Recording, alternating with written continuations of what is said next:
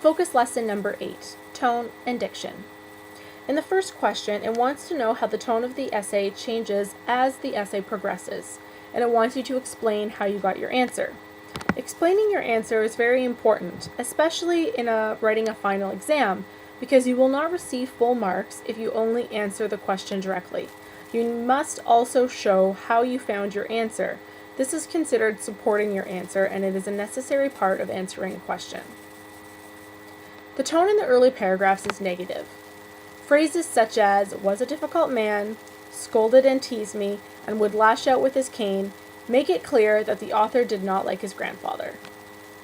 Question number 2 wants you to describe how, after you've read the entire passage, how does the author describe his attitude, or how do we know that the author's attitude is towards his grandfather at this point?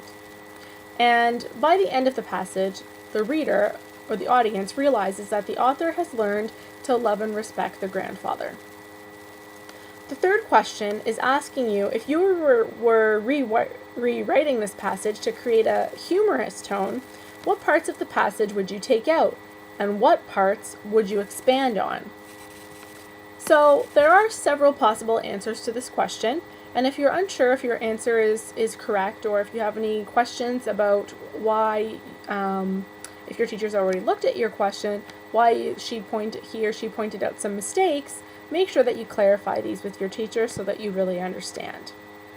But in regard to question number 3, in order to make this passage humorous, words with stronger and more frightening connotations would have to be omitted or gotten rid of. This would include phrases such as teased me mercilessly, lash out, and jabbing impatiently. The grandfather could be described as being cranky and stubborn, with amusing examples given. The frightening aspect of his personality would have to be played down in order to make the passage lighter. An alternative approach would be to use hyperbole in order to make the cranky grandfather a comic character.